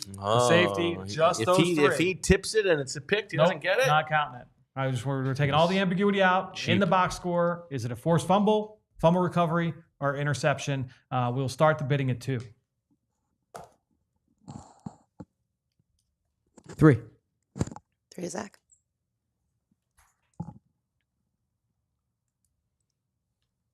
3 to Zach going once. 3 to Zach going twice. It's a pretty good buy, Zach. Okay. ZB on ZB. All over the ZB. All right, over to you, Zach. Okay, here we go. My first one here is the Eagles convert more 4th downs than the Commanders. So not go for more, convert more. I didn't think about equal to, or should we have it as more? Should we keep it as more? It's up to you. Yeah, it's your item. Yeah, let's have it as more. Eagles convert the Eagles convert more fourth downs than the Commanders. Not a higher percentage, but raw conversions. Raw conversions. I'll start at 1. 2. 2 to Fran. 3. 3 to Bo. 4. 4 to Fran. 5. 5 to Zach. 5 to Zach going once. 5 to Zach going twice. Sold to Zach. So I want to give a shout out to Corey. I met Corey at a book signing last week. Big fan of Swooper, a big fan of our show. I appreciate Corey. And Corey also gave me some strategy help, not for submissions, but for bidding that I'm keeping in mind today. So thank you, Corey. Okay. Yeah. You want to share? No, he doesn't. Why would I share? Well, why would you tell us? Well, I'm giving Corey I'm giving Corey recognition on the show. That's a powerful thing. We have a platform here. I want Corey to know you're heard and you're appreciated. I think I know what the advice was, but I'm not going to say because I want you to know that I know what that advice was. Interesting. Okay. My first submission. Somebody on either team in this game finishes with exactly 76 yards from scrimmage. And the connection here, of course, Josh Harris, the owner of the Washington Commanders, also the owner of the Philadelphia 76ers. Odious. So someone in this game finishes with exactly 76 yards from scrimmage, and I'll start the bidding at 1. I just Googled how old is Josh Harris. 60. I've been looking at his Wikipedia page a lot, actually. It just says about 60s. Could be a vampire. I don't know. Yeah, I mean, he looks like a vampire. He's been sucking poor people's blood for a long time. Hasn't given a lot of like color to his cheeks, but Yeah.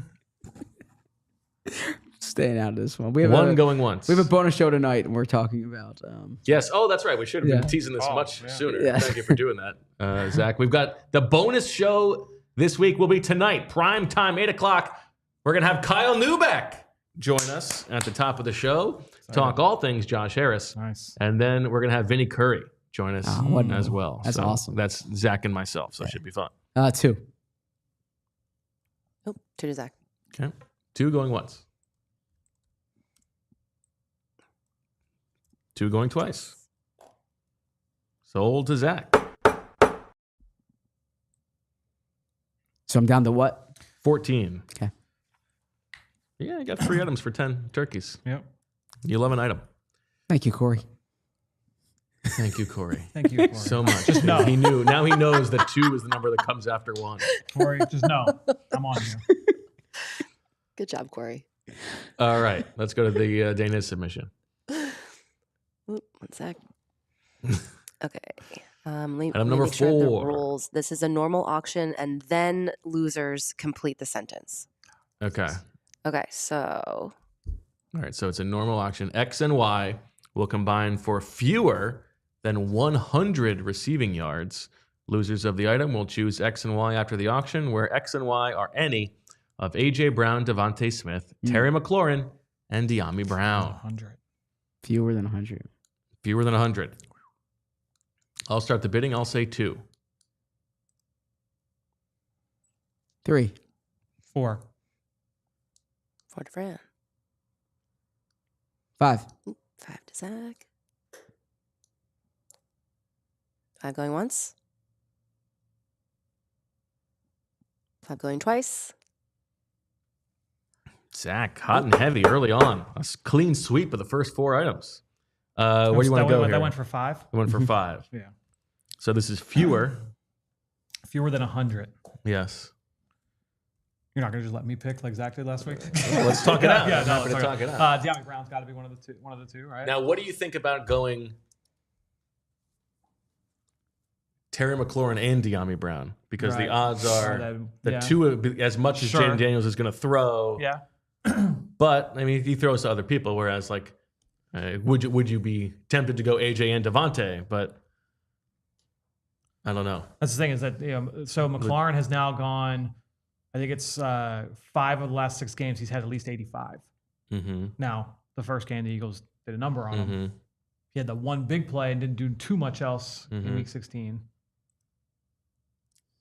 The chalk would probably be De'Ami Brown, Devontae, right? Or no. Oh, I'm sorry. We want it to be high. We want it to be. So you think Right, yeah. We want we it to be want it high. to be high. Right. Oh, Wait, yeah, no. yeah, He that's has right. it for fewer. Yeah, we'll combine for fewer. Yes, we'll combine for Right. fewer. Oh, So okay. I we need wasn't- this to be higher. Yeah, Right. yeah, I wasn't thinking. So So, should yeah, we it's not like do- last week's. right. Right. So should we so we do want this to Oh, shoot. I was betting on it AJ like it was last and week. McLaurin? That's Right. the chalk, or should we Yeah. Let's go back combine to it De'Ami Brown, by the way. as the Commanders? Right. Right. Okay. I think betting on AJ. I think AJ McLaurin is like the chalk. Yeah. That's what he should have been bidding on. I think that you got to go possibility. McLaurin over De'Ami. Okay. Yeah. But do we say like Jayden Daniels is going to throw the ball around? What are the chances that both of his top 2 receivers are not going to combine for at least 100 yards? against this defense though? Yeah. All right, let's do AJ and McLaurin. I think yeah. All right, so you got AJ Brown. And I was McLaurin. reading this one like it was last week's item. What's funny is I was reading it the right way during the and bidding, then- and then as soon as we started to talk about it, I was like, oh wait, yeah. Okay. All right. Okay, Well, you know what? AJ Brown and Terry McLaurin combined for fewer than 100 yards. So I'm not. Zach's down to 9, right? Zach's down to 9. Okay. Can't take him with me. It's Fran's.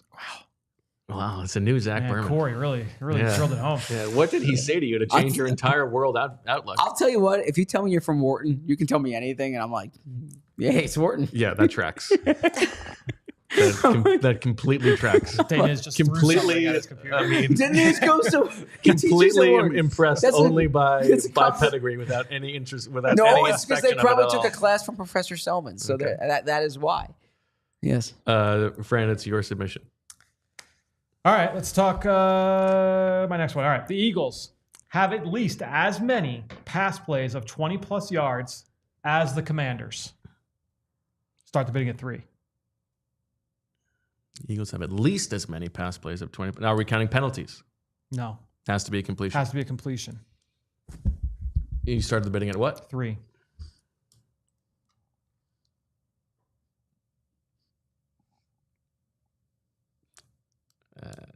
I mean, I'll say 4, but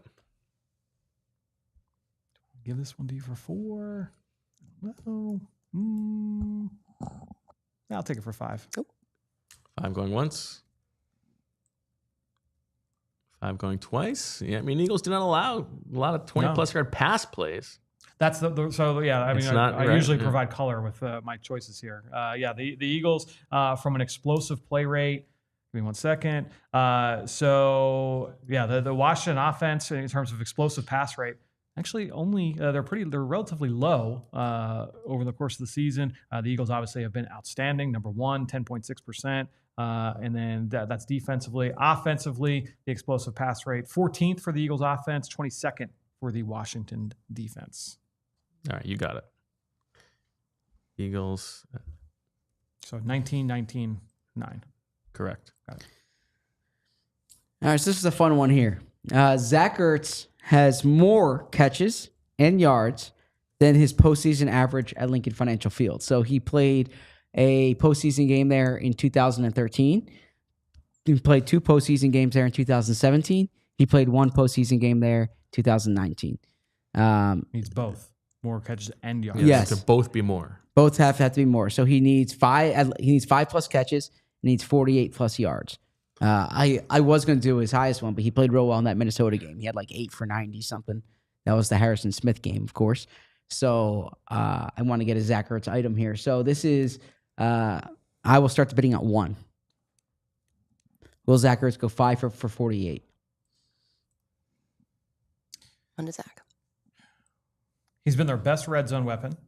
Been the most prolific player inside the 20. But he hasn't been a big yardage guy. Yeah, the fact that it's both is tough. I got the game logged one up. turkey item, you know. The last time he would have done both, he did it in week 17 against Atlanta. Derek, yes, there's a bonus episode tonight, 8 o'clock. Bo Wulf, Zach Berman, Kyle Neubeck, He did it against the Eagles. Vinny Curry. The week 11 game, he did it. 7 for 47. Wow, he would have just missed it in the week 11 game. He had 7 for 47 in that game. So once in the second half of the One season. going once. One going twice. Oh, I like this. One sold to Zach Berman. I don't know, one turkey item. You don't see a lot of that. I got 2 Zach items here. This is That's right. Zach. Just need one more. Ertz 4+ was 47 plus. 47.7. Yeah, Must be yeah. He averaged 48. 47.7 Okay. points, so he needs 48. All right, my item. Let me a little prologue on this one. Oh, One thing that I have been bothered by over the. No, this is honest. This is honest. One thing. One thing I've been bothered by about the Eagles' offense recently is all of the cowards draws. Right. Okay. There have been so many times especially in the playoffs. Right. Yeah. I mean, it feels like a lot of times where it's 3rd and 8+ or whatever it is, and they're giving it up. And Nick, of course, referenced we scored on a coward's draw. He loved that against the game, Jaguars. He loved that. So I looked it up. The Eagles have had 16 plays this season on 3rd and 8 or longer when they have just had a straight run. So no scramble, no kneel down, no spike. And they have converted one of those 16. And That it was was the the Jacksonville. Saquon Barkley touchdown, right? They run the ball on 3rd and 8 plus more than any team in the league other than the Colts. But they're like 15th or 16th in success rate. I wonder if him and Shane, that was their, yeah. Yeah, I don't know. Meanwhile, they convert at a pretty good clip when they do pass the ball on those plays. It's a great point, Bo. You might be thinking, okay, well, this is the turnover avoidance. Jalen Hurts on those 73 dropbacks has 3 interceptions and 1 fumble, but all of them came in the first 4 weeks of the season. They haven't had a turnover on those plays since. And so I would like to see them just be willing to throw the ball on those plays. Do you have the yard lines for the are they in plus territory or? Well, I can look at them. Yeah, okay. Yeah, no, I I mean not for the item. I'm just curious in general. Like, are they doing those runs often to set themselves up for field goal? But there's so many of them. It's all different kinds of situations. Yeah. Anyway, so the item for this one is, I went a little bit more specific here. At some point in the game, either team converts a non-scramble run on third and 11 plus. And the reason I chose 11 plus is because Josh Harris is reportedly worth at least $11.5 billion. So 11 billion. That's before selling snow too. Yeah, so, exactly. So either team converts a non-scramble run of third and 11 plus, and I will start the bidding at 1.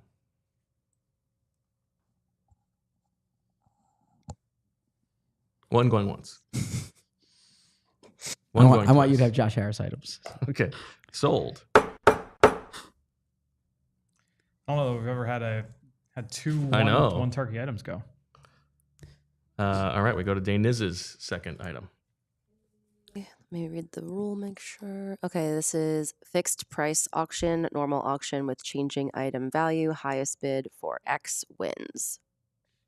Okay, so fixed price auction. Is that one of the ones? So it's like it's going to cost a certain amount. Yeah, so this of item will cost turkeys. 5 turkeys no matter what. Yes. No matter what, and then we're bidding on the worth of it. Yeah, players bid up to X, the number of points, and the highest bidder wins.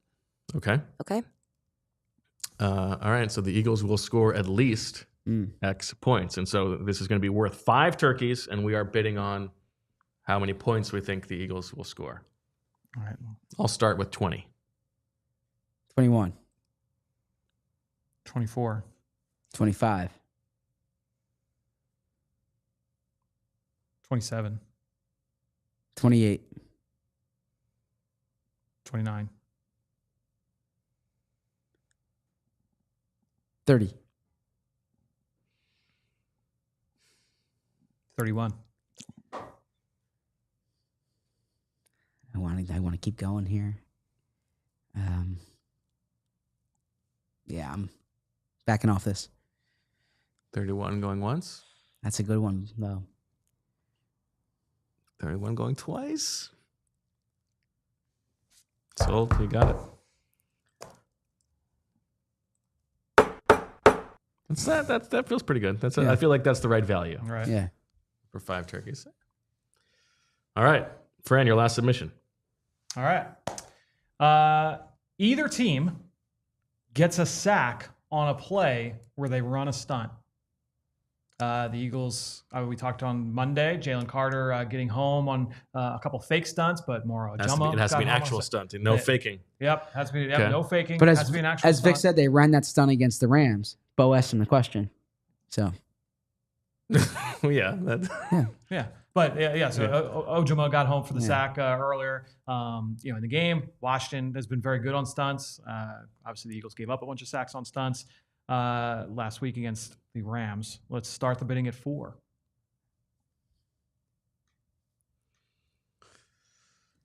4 going once. I'll say 5. 6. 6 different. 6 going once. 6 going twice. Sold to Fran. I am up here. Jake Elliott does not miss a kick, and that is field goal or extra point. Classic. It's a Zach classic. Yep. Jake Elliott does not miss a kick, field goal or extra point. Penalties don't count. Penalties. It has to be an official Zach rules. Yeah, an official thing in the stat sheet. Okay. I'll start with 1, 2, 3, 4, 5. 6.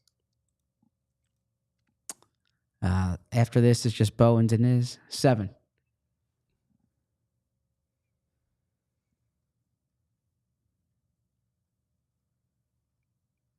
7 going once. Sold. 7 going twice.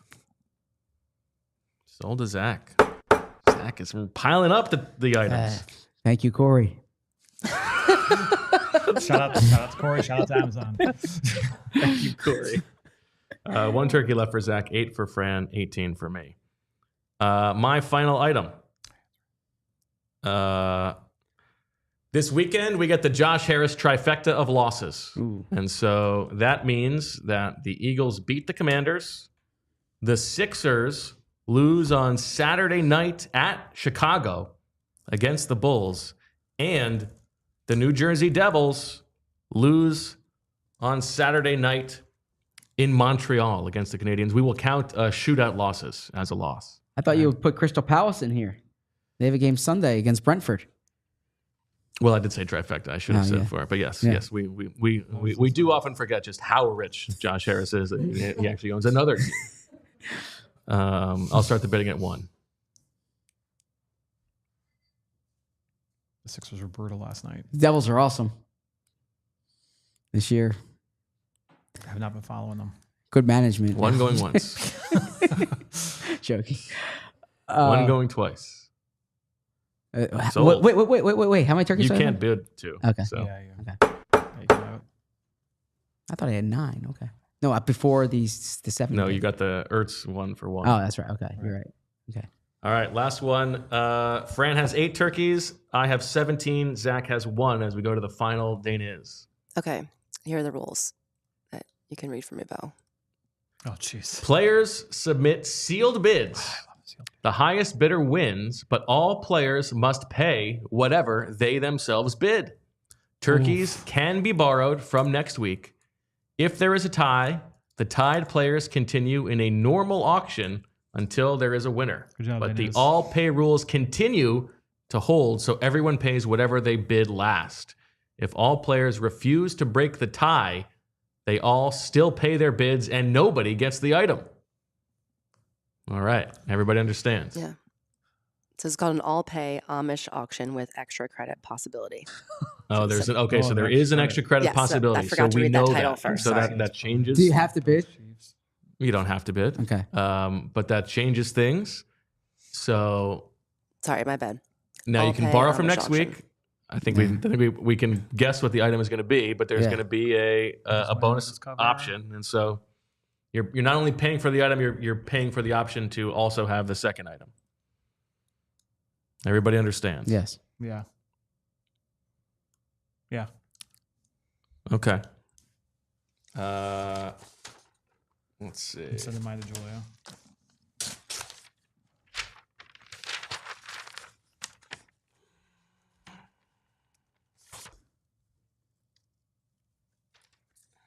What's the score in Swooper right now? Can we go through that real quick? You're up a half point on I'm up me a half and point. 3.5 on Zach. So Zach, if he wins this week, would take the lead. Yep. We double check that that's right, just so I'm not castigating. Yes, you're up 3.5 on Zach. All right. Okay.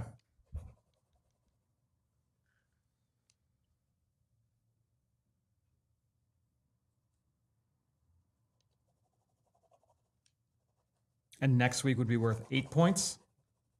Super 5. Bowl would be worth No, 5 points. 5 points. I thought I couldn't remember if it was double or okay. Okay. And this week is worth 4 points. Correct. Okay.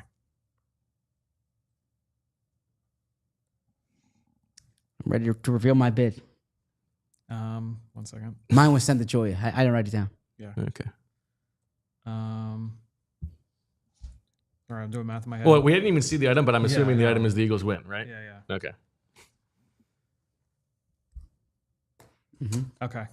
Yeah. All right. So the item is the Eagles win. I've written down my bid. You've sent it to Julia? Yeah. All right, Julia, what did Zach bid? 0. 0. Yeah. he pretty much telegraphed that, which is interesting. Well, because I didn't think I'd be able to outbid you, so I didn't want to be in a turkey deficit for next week. Sure. I'm willing, if the Eagles lose, all I lost was 1 turkey. Sure. If they win, so that was my logic. If I had more turkeys, I'd be aggressive here, but I didn't think I'd be able to outbid you guys. So, I think Fran's gonna get this, but Okay. well, I bid just to cover my bases. I bid 3. Oh, I Just bid in a case lot. you Okay. didn't think I was going to bid. I thought you were going to go in. I thought you were going to go in hard. And so what did Fran bid? I bid too many. 25. 25. I wanted to make sure that you had that because here was my thought. Right, I thought you were going to empty. I thought you were going to go to your limit.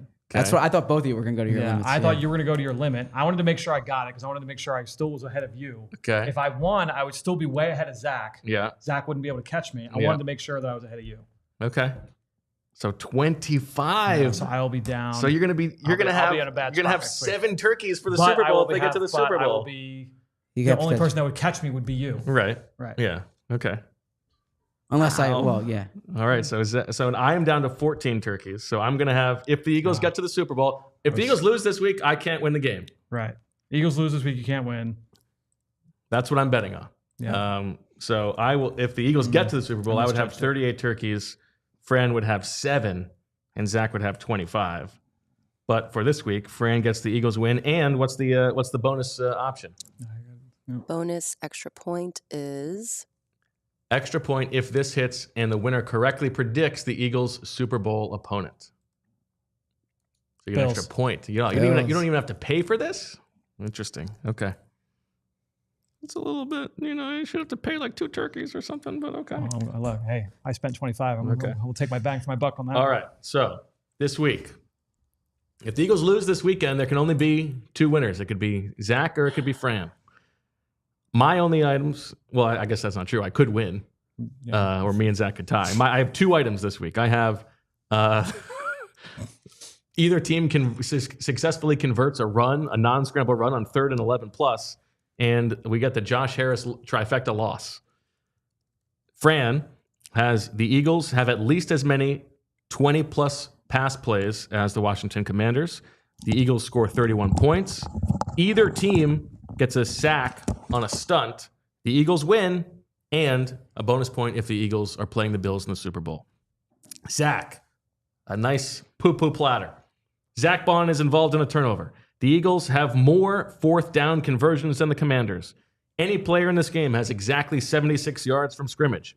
A.J. Brown and Terry McLaurin have fewer than 100 yards receiving. Zach Ertz has at least 5 catches and at least 48 yards receiving.